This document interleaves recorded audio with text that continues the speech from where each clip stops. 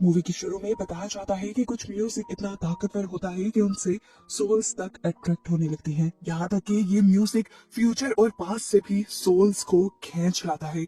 साथ ही साथ evil souls को भी ये अपनी तरफ अट्रैक्ट कर लेता है। फाइनली मूवी के ओपनिंग सीन में हम सैमी नाम के एक जख्मी लड़के को हाथ में गिटार लिए चर्च के अंदर आता देखते हैं, जो बुरी तरह घायल है और चर्च के लोग उसे देखकर परेशान हैं। प्रीस्ट भी उसके लिए प्रे करने लग जाते हैं और सैमी से कहते हैं, तुम म्यूजिक छोड़ दो, इस वक्त जो शैतानी ताकतें तुम्हारे पीछे है तुम्हें छोड़ देंगी। असल में इस टाइम सैमी के साथ हुआ क्या था, ये जानने के लिए कहानी एक दिन पीछे जाती है। सैमी को गिटार हाथ में लिए म्यूजिशियंस के साथ दिखाया जाता है। इनका बैंड ब्लू म्यूजिक बनाता है। इस म्यूजिक या सॉन्ग में सभी इमोशनल लिरिक्स होते हैं, जिनकी इमोशंस को अच्छे से समझने के लिए म्यूजिक ऐसा बनाया जाता है कि लोग तो क्या, सोल्स भी इनमें खोने लग जाती हैं। सैमी के डैड को उसका ये पैशन बिल्कुल पसंद नहीं और पता चलता है सैमी के डैड कोई और नहीं बल्कि पहले सीन में दिखाए जाने वाले चर्च के प्रीस्ट ही हैं। नेक्स्ट सीन में हम दो भाइयों को देखते हैं जिनका नाम स्मोक और स्टैक है। इनके पास बहुत ज्यादा पैसा है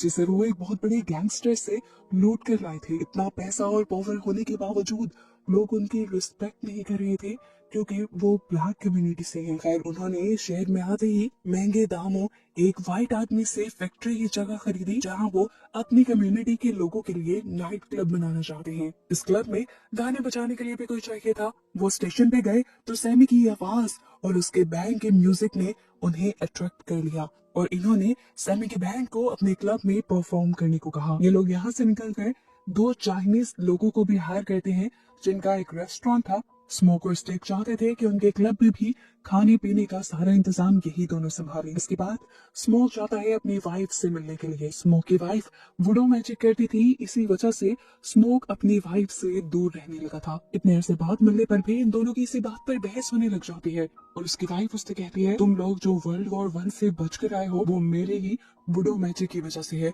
ये सुनकर स्मोक कहता है, अच्छा अगर इतना ही पावरफुल था तुम्हारा मैजिक तो हमारी बेटी क्यों नहीं बच पाई। इस बात से स्मोक की वाइफ खामोश हो जाती है, लेकिन वो देखती है कि स्मोक ने अभी भी उसका दिया हुआ एक पेंडेंट पहना हुआ था, इसी वजह से वो उसे प्यार करती है। अब सीन कट होता है और हमें एक जख्मी अजीब आदमी को दिखाया जाता है। उसकी हालत ऐसी थी मानो वो किसी के जुल्म से बच कर आया हो। वो एक कपल के घर में छुप जाता है और थोड़ी ही देर बाद उस कपल के घर पे कुछ वैम्पायर हंटर्स आते हैं, लेकिन वो कपल उस आदमी को बचाने के लिए वैम्पायर हंटर्स से झूठ बोल देता है कि हमारे घर कोई भी नहीं आया। वैम्पायर हंटर्स के जाने के बाद वो आदमी जो इनके घर आया था वो लड़के के ऊपर हमला कर देता है और उसका कुछ खून भी पी लेता है, जिसके बाद हमें पता चला कि वो लड़का भी वैम्पायर बन चुका था और उसकी वाइफ उसे देखकर जोर से चिल्लाती है और सीन भी यहीं पर कट हो जाता है। सीन कट होकर अब हमें दोबारा स्मोक और स्टैक को दिखाया जाता है जिनका नाइट क्लब अब पूरी तरह से डेकोर हो चुका है, बन चुका है और आज उनकी ओपनिंग नाइट है। स्मोक अपनी चीजों को लेकर बहुत ज्यादा स्ट्रिक्ट था और उसने अपने गार्ड से भी कह दिया था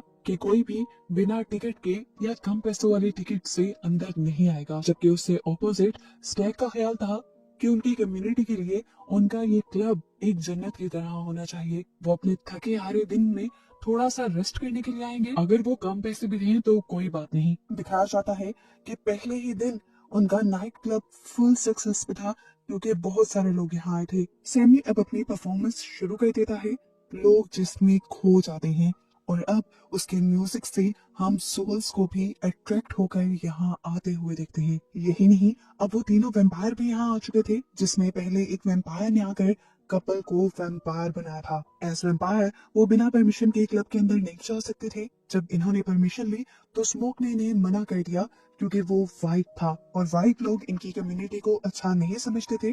अब स्मोक इनसे बदला ले रहा था। हालांकि वैम्पायर ने बोला भी कि हमारे पास बहुत पैसा है, मैं सिर्फ इस सॉन्ग से अट्रैक्ट होकर यहाँ आया हूँ और यहाँ पर बहुत पैसा भी लुटाऊंगा। जब स्मोक अपने फैसले पर अटल रहा तो ये तीनों वैम्पायर बाहर जाकर गाना गाने लग गए। कुछ देर बाद हमें दिखाया गया कि अंदर स्मोक और स्टेक की उनकी दोस्त मेरी के साथ लड़ाई हो जाती है, जिसकी मॉम ने इन दोनों को पाला था। गुस्से में वो क्लब से बाहर चली गई जहां वो तीनों वैम्पायर थे। वो लड़की वैम्पायर मेरी से बात करने की कोशिश करती है और कहती है कि हमें क्लब में एंट्री दिलवा दो, हमारे पास ये सोने की सिक्के हैं जो हम अंदर देंगे। लेकिन मेरी को यहाँ पहले वाले वैम्पायर की एंट्री कुछ अजीब लगी क्योंकि मेरी को देखकर उसके मुंह से पानी आने लगा था और बिना वक्त गवाए उसने मेरी के ऊपर हमला भी कर दिया।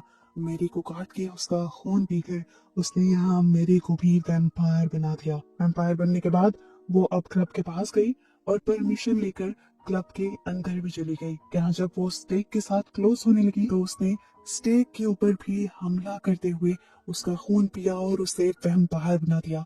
ये सब स्मोक यानी स्टेक का भाई देख चुका था। वो मैरी के ऊपर अपने भाई को बचाने के लिए गोली चलाता है, लेकिन मैरी हंसते हुए यहाँ से ऐसे चली जाती है जैसे उस पर इन गोलियों का कोई असर ही नहीं है। स्मोक मैरी को अपनी बहन मानता था। उसका ये बिहेवियर देखकर वो इमोशनल हो गया और उसने फिलहाल के लिए ये नाइट क्लब खाली करवा दिया।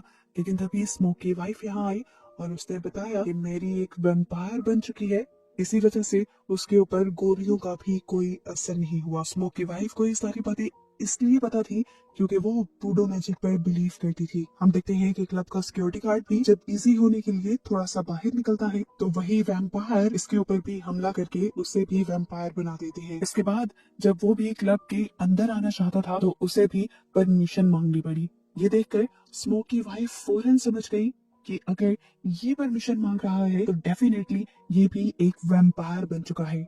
ये आदमी कहता है अच्छा अंदर न आने दो, एटलीस्ट मुझे आज के पैसे तो दे दो। अब स्मोक उसको उसके पैसे देने के लिए जैसे ही हाथ बाहर करता है तो ये आदमी उसके हाथ पे काटने ही वाला था, पर अपने आप को बचाने के लिए स्मोक ने उसके ऊपर फायर कर दिया। अंदर हम देखते हैं स्टेक को जिसको मैरी ने वैम्पायर बनाया था वो अब होश में आ चुका था। इससे पहले कि वो यहाँ के लोगों के ऊपर हमला करता, स्मोक की वाइफ उसके ऊपर गार्लिक जूस फेंक देती है जिससे उसे बहुत दर्द होता है। सबकी जान बचाने के लिए स्मोक की वाइफ सबको बताती है कि इन वैम्पायर से बचने के कई रास्ते हैं।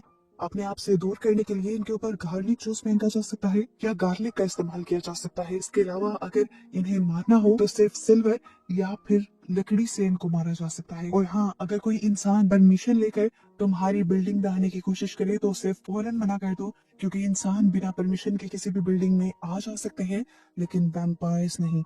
अब वो बार के अंदर मौजूद सभी लोगों को गार्लिक खाने को कहती है ताकि वो ये कंफर्म कर सके कि यहाँ पर मौजूद सारे लोग अभी तक इंसान हैं। अब इस क्लब से बाहर का सीन दिखाया जाता है। जितने भी लोग इस क्लब में आए थे स्मोक ने उनको तो बाहर निकाल दिया था, लेकिन बाहर जाकर वैम्पायर्स ने उनके ऊपर हमला कर दिया। काफी सारे लोग जब वैम्पायर्स में बदले तो उन्होंने अपने ही जैसे दूसरे लोगों पर हमला करके सभी लोग तकरीबन यहाँ पर इस तरह वैम्पायर्स में बदल गए और अब ये वैम्पायर्स मिलकर एक अपनी ही पार्टी कर रहे थे। यहाँ तक कि ये लोग इंतजार भी कर रहे थे कि क्लब में बचे हुए इंसान कब बाहर निकले और कब ये लोग उनके ऊपर टूट पड़े। स्मोक की वाइफ कहती है कि इन वैम्पायर से बचने के लिए हम पूरी रात इसी बिल्डिंग में रहेंगे।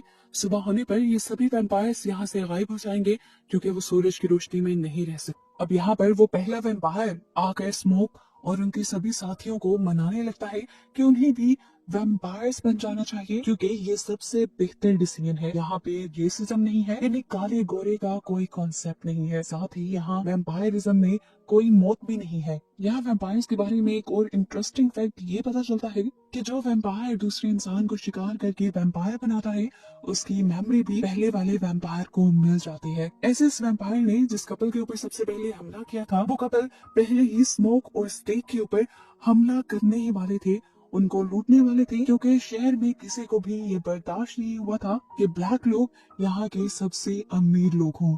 वो उनसे कहता है देखो इंसान तुम्हारी तरक्की वैसे भी बर्दाश्त नहीं कर सकते तो क्यों ना तुम वैम्पायर ही बन जाओ। एंड पे आकर वो वैम्पायर कह ही देता है अच्छा तुम सब नहीं तो हमें सैमी दे दो, क्योंकि सैमी के म्यूजिक में वो ताकत है जो यहाँ पर पास्ट और प्रेजेंट की सोल्स को भी बुला ले। अब यहाँ पर वो चाइनीज औरत जो रह गई थी जो रेस्टोरेंट यहाँ चला रही थी, ये वैम्पायर्स उसको धमकी देते हैं कि हम तुम्हारे घर पे जाकर तुम्हारी बेटी के ऊपर वार करेंगे। ये सुनकर वो जज्बात में आकर उनको अपने से लड़ने की धमकी दे देती है और ऐसे वैम्पायर्स को इस नाइट क्लब के अंदर आने की परमिशन मिल जाती है।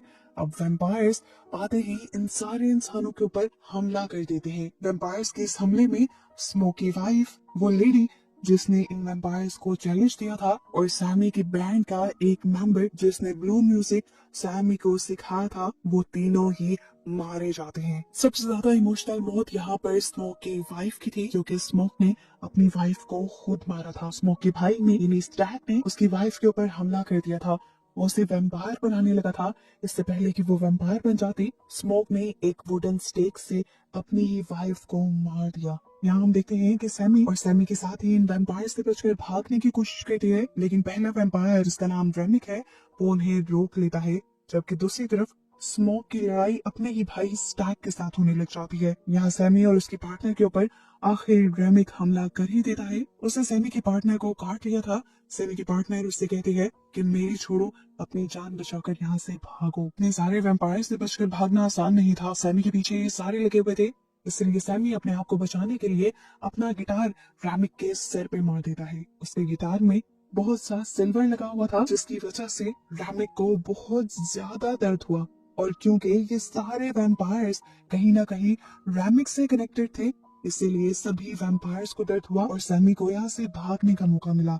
अब हम देखते हैं कि रैमिक भागकर सैमी के ऊपर आकर हमला करने ही वाला था कि इस मर्तबा स्मोक सैमी को बचाने आ गया और उसने एक वुडन स्टेक रैमिक के जिस्म के अंदर स्टैब कर दिया। सभी वैम्पायर्स रैमिक की यकीनन उनके लीडर की मौत से शौक रह गए और इतनी ही देर में सुबह का सूरज भी निकल आया। इन सारे नए नए वैम्पायर्स को ये पता ही नहीं था कि सुबह होने से पहले इन्हें कहीं छुपना भी है, इसलिए सूरज की रोशनी पड़ते ही ये खुद ब खुद जल गए। इसके बाद स्मोक सैमी को जल्दी से यहाँ से भाग जाने को कहता है, क्योंकि वो जानता था कि जिस गैंगस्टर के पैसे वो मूवी की शुरुआत में लूट कर आया था, उसके लोग जरूर उसके ऊपर हमला करने के लिए आएंगे। ठीक ऐसा ही हुआ। यहाँ पर बहुत से लोग उसे पकड़ने के लिए आ गए, जिनके साथ स्मोक ने अकेले ही अपनी गन से फाइट की और उन सबको मार गिराया। लेकिन जवाब में वो दूसरे लोग भी फायरिंग कर रहे थे, जिनकी गोलियों से स्मोक बहुत ज्यादा जख्मी हुआ था। वो अपनी आखिरी सांसें ले रहा था, जिसमें दिखाया जाता है कि वो अपनी वाइफ और बेटी को भी याद करता है और ऐसे ही वो दम तोड़ देता है। अब हम सैमी को देखते हैं, जो हाथ में गिटार का सर लिए चर्च के अंदर आया है। यानी ये मूवी का स्टार्टिंग सीन है। यहाँ पर हमने पहले भी देखा था कि सैमी के डैड जो कि प्रीस्ट हैं, वो उससे म्यूजिक छोड़कर प्रे करने की बात कहते हैं, लेकिन सैमी ऐसा नहीं करता और वो गिटार का हेड लिए यहाँ से चला जाता है। इसके बाद मूवी के पोस्ट क्रेडिट सीन में हमें 60 साल बाद का वक्त दिखाया जाता है और हम बूढ़े सैमी को देखते हैं, जो आज तक वो ब्लू म्यूजिक बनाता है। सैमी गाना गा रहा था और बस यही दिखाते हुए ये मूवी यहाँ खत्म हो जाती है।